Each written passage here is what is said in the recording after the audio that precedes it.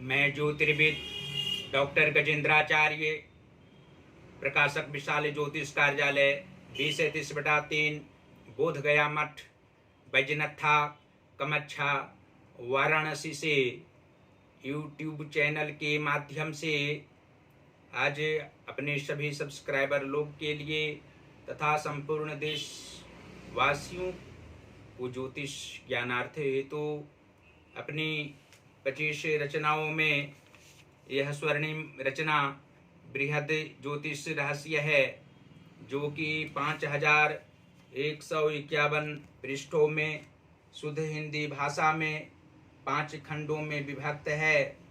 इस ज्योतिष महाग्रंथ बृहद ज्योतिष रहस्य को लिखने में 525 कलम लगी है, जो 7575 पृष्ठों में पांडुलिपि इसकी है और 5151 पृष्ठों में ग्रंथ में बनकर पृष्ठ संख्या आई है। आज इस ज्योतिष महाग्रंथ के अंतर्गत जन्म कुंडली के अष्टम भाव में सूर्य एवं बुध को बैठने का फल स्पष्ट शब्दों में दर्शाने जा रहा हूँ। जन्म कुंडली अर्थात लग्न कुंडली का अष्टम भाव में सूर्य एवं बुध का मेल हो तो बुध का शुभ फल प्राप्त होता है। इस युति पर दूसरे ग्रहों की दृष्टि न रहने पर और भी अशुभ फल मिलता है। दोनों ग्रहों का फल 8वें भाव में शुभ मिले, इसलिए बुधवार को कांच की वर्णी अर्थात जार में गुड़ भरकर उसे गंगा नदी में प्रवाहित कर दें। साथ ही गोधूली बेला में भगवान गणेश की आराधना प्रेम पूर्वक जातक सपत्नीक करें। मोदक का भोग लगाना कदापि न भूलें। यह विधि 1.25 वर्ष तक विधिवत हो जाने पर युवावस्था में ही बुधादित्य योग आना लाजमी है। यदि सूर्य की महादशा या बुध की दशा में जातक को भाग्योदय अथवा शुभ अवसर आवे तो सूर्य की आराधना के साथ साथ विष्णु भगवान की अर्चना व ध्यान प्रतिदिन करना शुभप्रद रहेगा। इससे किसी भी प्रकार की अशांति नहीं रहेगी। संतान सुख विशेष रूप से इस जातक को 97वें वर्ष के उपरांत मृत्यु पर्यंत अवश्य ही प्राप्त होता रहेगा। मध्यावस्था के उपरांत सुखमय जीवन अनेकों प्रकार से प्राप्त होगा। शरीर स्वस्थ रहना अनिवार्य और मानसिक शांति अंत अवस्था तक रहेगी। सामाजिक प्रतिष्ठा सभी अवस्थाओं में प्राप्त होगी तथा धन धान्य में समृद्धि विशेष रूप से होना ज्योतिषीय दृष्टि से स्पष्ट बात रहेगी। और जन्म कुंडली के 9वें भाव अर्थात भाग्य व धर्म भाव के स्वामी चंद्रमा हों और धन भाव के स्वामी गुरु बृहस्पति हों तो अष्टम भाव स्थित सूर्य एवं बुध के प्रभाव से जातक को भाग्योदय यथा समय पर अवश्य होता है, लेकिन आगे की अवस्थाओं में भाग्य में रुकावट पैदा होना भी स्वाभाविक है और अंत अवस्था में जातक को मानसिक परेशानी अवश्य रहा करती है। परिवार में एकता नहीं रहती है। मानसिक तनाव अनावश्यक रूप से भी जातक को मध्यावस्था के उपरांत रहना तथा मन में शांति बिल्कुल अधिक समय तक नहीं रहा करती है। धन का अभाव जातक को कभी कभी ज़्यादा होना तथा मानसिक तनाव में रहना मुख्य रूप से पारिवारिक क्षेत्र में स्पष्ट है। और धन के लिए जातक अधिक परिश्रम भी किया करते हैं। जन्म कुंडली के कर्म भाव के स्वामी सूर्य ग्रह हों और मातृभाव के स्वामी शनि ग्रह हों तो अष्टम भाव स्थित सूर्य एवं बुध के प्रभाव से जातक को कर्म करने की अभिलाषा अवश्य ही रहा करती है, लेकिन कर्म जिस रूप में ये जातक किया करते हैं उस रूप में धन की प्राप्ति नहीं होती है, धनाभाव रहा करता है और सहयोगी जनों के द्वारा भी सहायता प्राप्त नहीं होती है। इनके विचारों से अधिक लोग संतुष्ट नहीं रहा करते हैं। मातृ सुख भी जातक को सही रूप में नहीं होता है। इनकी माता को शारीरिक कष्ट शनि के प्रभाव से रहना जीवनोपर्यंत स्पष्ट है। मन में दया की भावना भी कम रहा करती है। इनकी माता परिवारजनों से मनमुटाव रखने वाली भी होती हैं और जन्म कुंडली के एकादश अर्थात आय व लाभ भाव के स्वामी बुध ग्रह हों तथा विद्या व संतान भाव के स्वामी अर्थात पंचम भाव के स्वामी गुरु बृहस्पति हों तो अष्टम भाव स्थित सूर्य एवं बुध के प्रभाव से जातक को लाभ प्राप्त होते हैं, लेकिन उसका फल सही रूप में जो धनोपार्जन करते हैं संग्रह नहीं हो पाता है। मन की इच्छा अपूर्ण रहा करती है। मनोवांछित फल सही रूप में प्राप्त नहीं होता है।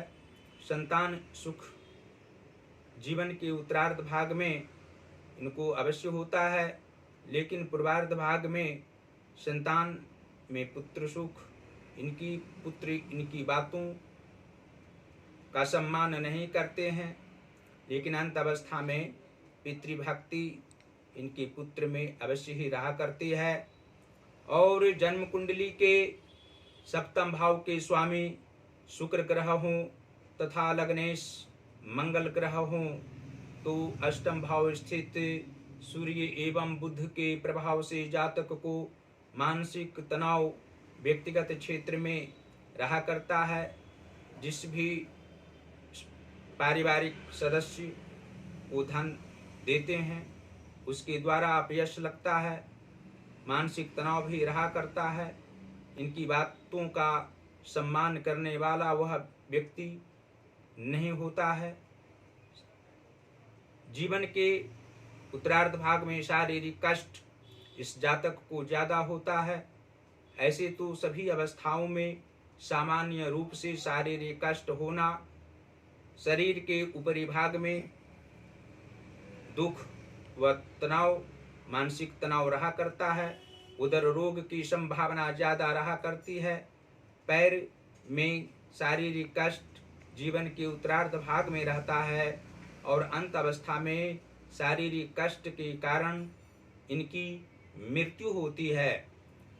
अंत में फिर आप लोगों को हम यह दर्शा सकते हैं कि जन्म कुंडली के छठवें भाव अर्थात रोग व रिपु भाव के स्वामी मंगल ग्रह हों तथा सहज व पराक्रम भाव के स्वामी शनि ग्रह हों तो सूर्य एवं बुध के प्रभाव से अष्टम भाव स्थित सूर्य एवं बुध के प्रभाव से जातक को मित्र से हानि होती है।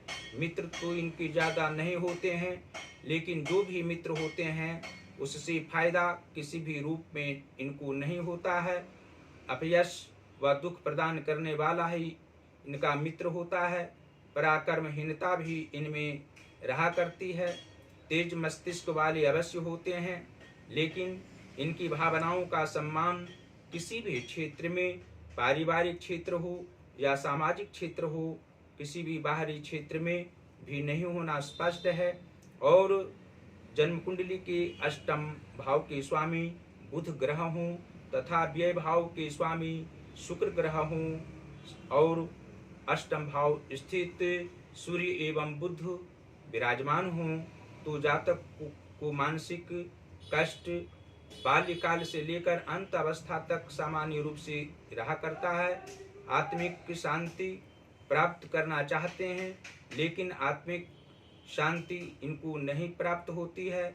जिसकी सहायता करते हैं, उपकार ये जातक करते हैं, उससे अधिक दुख अवश्य होता है। दुख की सामना जातक करने के लिए सदैव तत्पर रहा करते हैं और जन्म कुंडली के नीच भावों में उच्च भाव विराजमान हो तथा उच्च भावों में पाप ग्रह बैठे हों तो जातक को अष्टम भाव स्थित सूर्य एवं बुध के प्रभाव से मानसिक तनाव नहीं हो, आर्थिक कष्ट नहीं हो और अन्य शरीर के अंगों में शारीरिक कष्ट नहीं हो। उसके लिए सूर्य की आराधना अवश्य ही जातक को करनी चाहिए। भगवान शिव की आराधना के साथ साथ हनुमान जी की आराधना भी करने से आत्मिक सुख प्राप्त होगा, मानसिक तनाव नहीं होगा और अन्य प्रकार की परेशानियों से निजात मिलना स्वाभाविक बात होगी। फिर आप लोगों को इस ज्योतिष महाग्रंथ बृहद ज्योतिष रहस्य को मंगवाने के लिए अवश्य आग्रह करते रहेंगे और इसको आप लोग उचित मूल्य पर यदि मंगाएंगे तो इससे जो लाभ प्राप्त होगा वह अपूर्व लाभ होगा, अभूतपूर्व सुख प्राप्त होगा।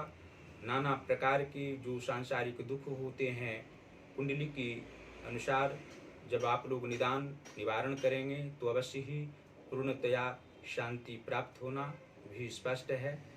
इसको मंगवाने के लिए आप लोग हमसे सीधा संपर्क कर सकते हैं। पहला नंबर है जो व्हाट्सएप नंबर है 94 51 22 87 और 47। दूसरा नंबर है जियो का नंबर है 88 40 76 17 और 92। यह जो नंबर है वो हमारा पेटीएम नंबर भी है और हमारी सभी रचनाओं को गूगल पर आप लोग देख सकते हैं। गूगल पर हमारा वेबसाइट है प्रकाशक विशाल ज्योतिष कार्यालय और फेसबुक पर भी हमारी आईडी है गजेंद्राचार्य ज्योतिर्विद। इस आईडी को खोलेंगे तो हमारी सभी वीडियो को आप लोग फेसबुक पर भी देख सकेंगे। हमारी वीडियो को आप लोग लाइक भी करते रहें। जो हमारा ज्योतिष महाज्ञान चैनल है उसको सब्सक्राइब अवश्य करें, घंटे का बटन भी अवश्य दबाएं और हमारी वीडियो को शेयर करते रहें। भगवान श्री काशी विश्वनाथ जी की कृपा आप लोगों पर सदैव बनी हुई रहे। आप लोग सदैव स्वस्थ रहें, हमारी रचनाओं को अध्ययन करते रहें, हमारी वीडियो को सुनते रहें, आप लोग इससे लाभ उठाते रहें। यही हमारी कामना सदैव रहती है। धन्यवाद।